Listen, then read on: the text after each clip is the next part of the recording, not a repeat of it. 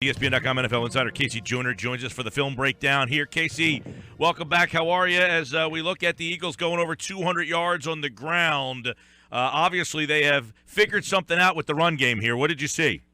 Yeah, well, we talked last week about that the matchup would say Philadelphia should run the ball a lot because the Chargers came into that contest ranked near the bottom of the league, and a metric I have called good blocking rate. It's how often an offense gives its ball carriers quality run blocking, or from defense, how often you're allowing good run blocking. The Eagles went after this blocking matchup, as I note in the ESPN article I wrote today about the Eagles running backs from a fantasy perspective. They went after the blocking mismatch with gusto. They had 42 carries. It's the most by any Philadelphia team since Week 13. And they had a blocking rate of 41.4%, a good blocking rate of 41.4% coming into that game. That was ranked 10th in the league. They're now at 42.1%. So they're going to be still a top 10 team in that category after this week. When you look at the game that they had in terms of the amount of rushes, 41 rushes, you look at doing that. You're not going to run the ball 40 times week to week, but what is a good number when you look at Philadelphia now? What is a good number that you think that they should be around week to week with the success they're having running the ball? If you have good blocking rate at that pace, and again, good blocking rate can vary because a lot of times what happens is you won't have a good blocking rate early on because the defense is fresh and they're going to stop a fight. They're run harder than they will later in the game, and you've worn them down. So a lot of it has to do with game flow and game management and such. And I don't think you're going to see 40 every time. I'm aiming for 30. I want to see at least that many because, look, Wentz is going to be a really good quarterback in this league, and he already is a pretty good quarterback right now. But I'd like to see when you've got three backs, because that's the thing. They've got Blunt, they got Smallwood, they still have Clement who can be pretty good. You've got three backs you can rotate with. You don't have to wear any of them down when that's the case, and you can block this well. And by the way, I think they're capable of a better good blocking rate than this. I think they can get up to 45%, maybe 50% in some games and things. So if they can get to that level, yeah, you want to run the ball as often as you can because that just opens so many things up. Yeah, what is it? Is it like a lot of times, you have a great running back, they help. But this case, it seems that the offensive line, they don't have a flashy back. I mean, Blunt's just a guy that runs through you, runs hard. Smallwood, we're still learning about. They got the rookie Clement. But this is attributed to the offensive line. It is, although ESPN Stats and Information had a statistic on Blunt, which was kind of surprising. He gained 109 rushing yards after first defensive contact yesterday. It's the highest number in the league, and it's the fifth highest total over the past 5 years.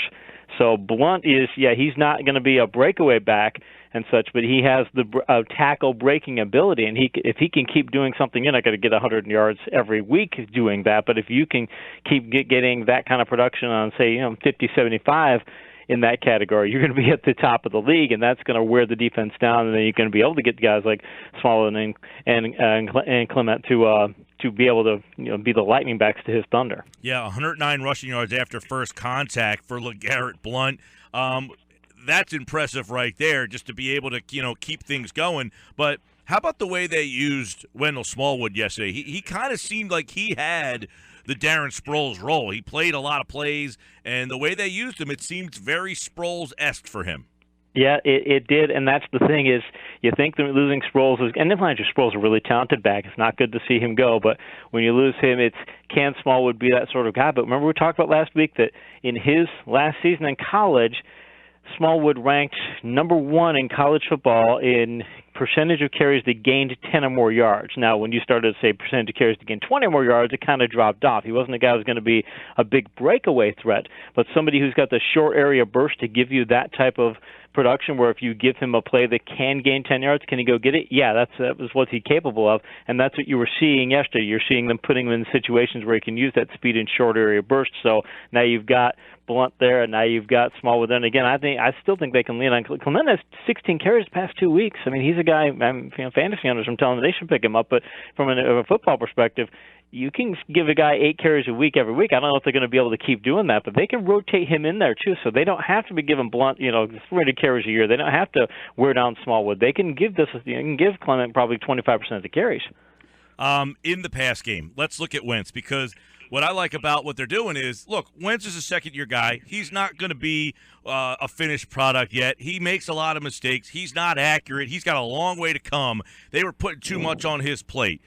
But they're asking him. I talked about how this offense reminds you a lot of the Donovan McNabb three-headed monster when they had Buckhalter and Staley and Brian Westbrook, and they said to McNabb, just make a couple of plays. It seems like they've kind of gone to that method with Wentz, where they ask him, just make a couple plays with your feet, extend some plays. He made a couple nice throws to fade where he dumps one into Ertz. He dumped one into Aguilar. But it seems like they're just kind of asking him to make some more plays rather than put the whole game in his lap. Yep, he only attempts 7 vertical passes yesterday, but he completes 3 of them for 87 yards. That's 12.4 yards per attempt. That ranks 10th in all the games up to now through week 4. So you can get top 10 vertical yards per attempt production out of your quarterback, even if you're only throwing 7 passes. That's fine. If you're going to get that type of production, now and the rest you're going to be dink and dunk passes. You're going to throw your other 24 passes and dinks and dunks. That's fine. You've got run. By the way, you can use the running backs on screen passes too, so you can extend that outward and give your running game that kind of impact on the passing game. But if you can hit vertical passes like that, and again, I'd ideally like to see that number more in the double digits, 10, 12 attempts of that nature if he could produce at that level. But if you can produce at this level on a short number of passes, then that still makes an impact on the passing game. I'd like to get your take, too. I mean, obviously the run game has been excellent the last 2 weeks. Do you think it's, with what you're watching, you're seeing from this line and the running backs, do you think it's sustainable? I do. If you get running games that can block at this pace this early in the season, I mean, again, barring injuries or something of that nature, barring an unforeseen, but if you get running games that can block this well, you don't block at a 42, 43, 44% pace. I mean, the Steelers led the league in good blocking rate last year with a 44.1% pace. The Eagles are only a couple of percentage points behind there. You don't get to that level on accident.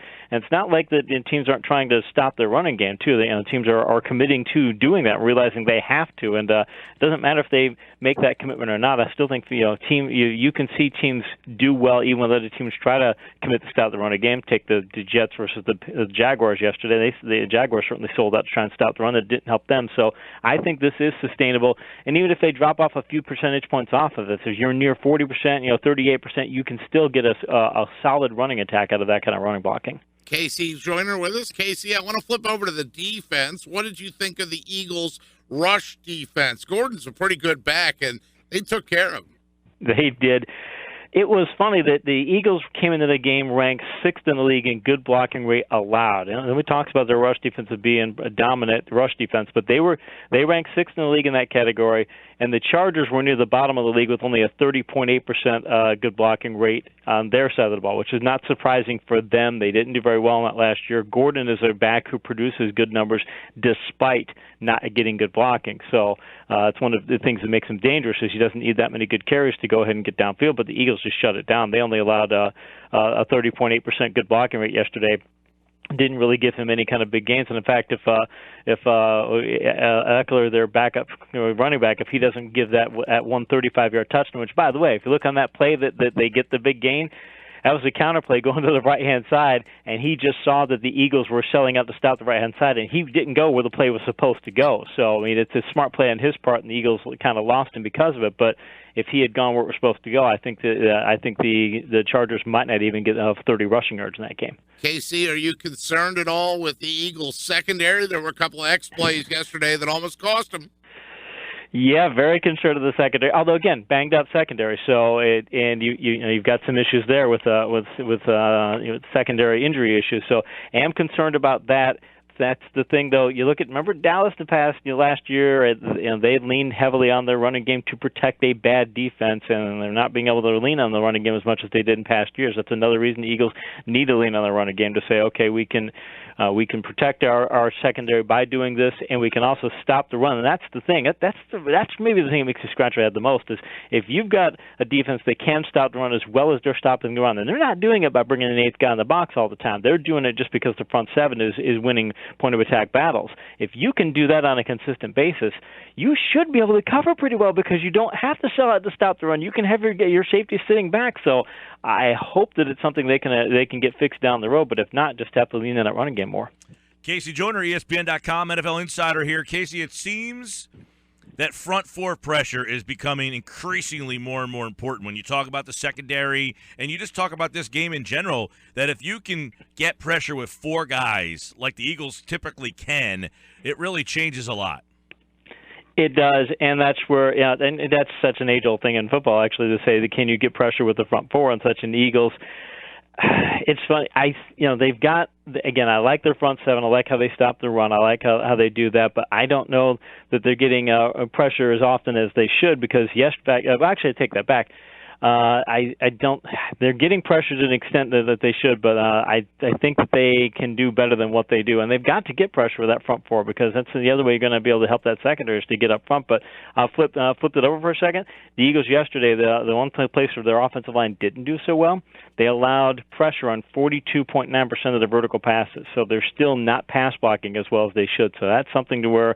Another reason to lean on the run until you can get the passing game in order. All right. We will, of course, take a deeper look at the Eagles and the Cardinals coming up on Friday's show with KC Joyner here, as that will be the matchup we will be taking a deeper look at. But let's take a deeper look at some of the games yesterday and get a quick take on these. What happened with Dallas yesterday? Dallas, their defense is that bad. And by the way, the Rams, their blocking has been good, and Gurley hasn't been quite as productive on that blocking, and now he's starting to hit his stride on things. I think that game says more about how good the Rams are than how bad the Cowboys are. But again, the Cowboys, their defense is such that they're going to get in a lot of shootouts, and that what happened to them yesterday is probably going to happen to them a lot this year. Okay, the Giants, they lose again on the final play. Any hope for them? We talked last week about even where they were before this game, that they were already in a bad way. Now they had another conference loss. I think that Eli Manning you're starting to see signs of age with him. I don't think he's just a quarterback that he used to be. His accuracy's off and such. And if I'm them, I'm trying to build the rest of the year. Maybe not try and make the playoffs this year. You never want to give up on things, but to say, okay, we need to develop our team for what we can do in the future because I think they're done this year. A couple quick hits with KC Joyner on all the Week 4 games. What happened to the Falcons? What happens when you lose your top receivers, and they are making a transition. They've got a play caller in Sarkisian, who's a big run-heavy play caller. His teams in college set records for the most rushing attempts in their programs and things. So I think they're still in that transition point between where they were last year, where they are this year, and they need to fully embrace what Sarkisian is because that's not a pass-happy team anymore. KC, what should we think about the Saints' defense? They pitched a shutout on the pitch, Wembley. That says more about the Dolphins. The Dolphins came into the game yesterday with by far the worst good blocking rate in the league. They're 22.8% coming into Week 3 or coming into Week 4. It's 6 percentage points worse than the 31st ranked team. Their offensive line is terrible, and I think that the Dolphins are going to do at that level. So I think that says more about the Dolphins than about the Saints. Spending some minutes with KC Joyner here in the Sports Bash. What does losing Cook mean, Dalvin Cook? What does that mean for the Minnesota Vikings? Vikings their run blocking has been average this year, and you look at McKinnon and you look at Latavius Murray, and they are not the kind of breakaway backs that he was. So I think that it's really what they need to do is get Bradford back because Keenan looked good a couple weeks ago, but you can see that that's not going to be his weekly thing. If they can get Bradford back and keep him healthy, a big if, as all Eagles fans know. If you can do that, though, I think they can get back to being a contender, but they're going to have to start leaning on that passing game more because dropping Cook, that's a huge loss for them. It was a surprise in Week 1. No longer maybe is it a surprise. Can the Pats' defense be fixed?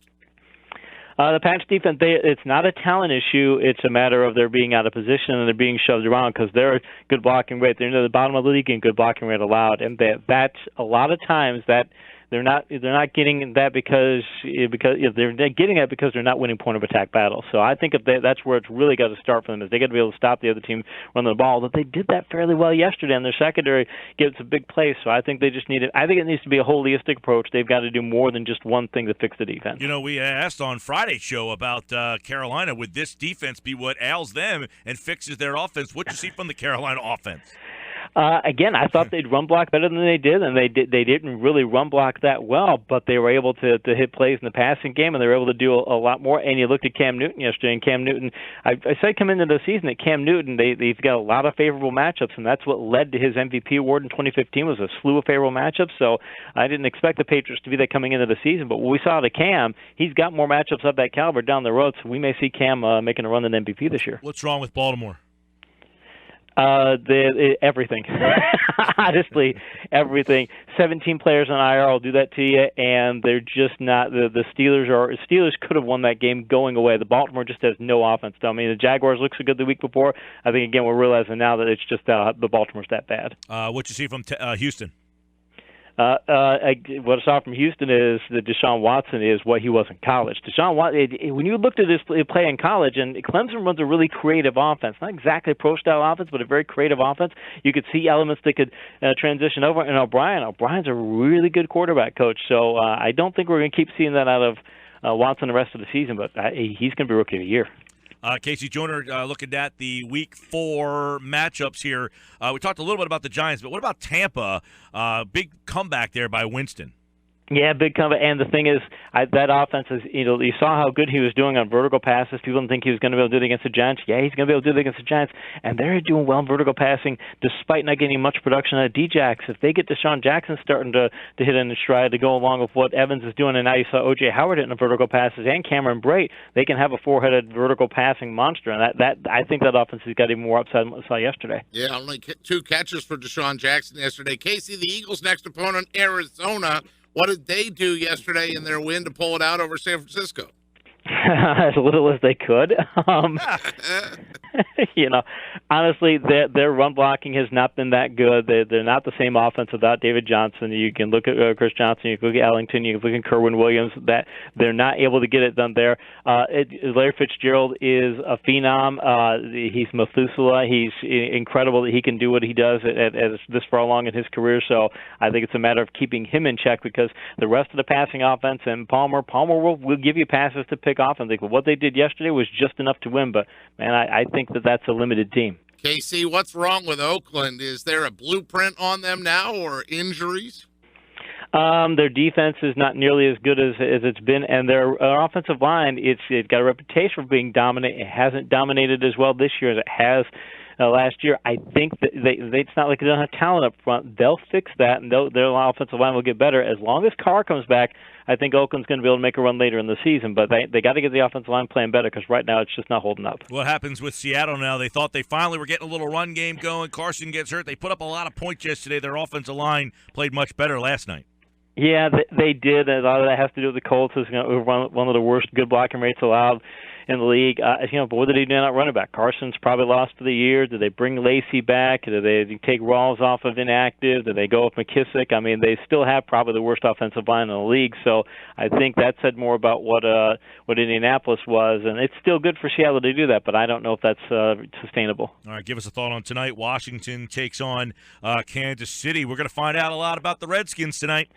We are going to find out a lot about them, and I think what we're going to find out is they can't stop the run as well as they did last week, because Kansas City is the number 3 team in good blocking rate, and Washington gives up too high a percentage of running plays. I have a feeling that they're going to go and walk into a buzzsaw tonight. Follow him on Twitter at KC Joyner, TFS, the football scientist, ESPN.com, NFL Insider, breaking down the film from yesterday. The Eagles, with the offensive line and running game, pull out a win. We will break down the tape on the Arizona Cardinals and the matchups to watch on the Friday edition with KC Joyner here on the Sports Bash 97.3 ESPN. Enjoy the game tonight, pal. You too, guys. Appreciate it.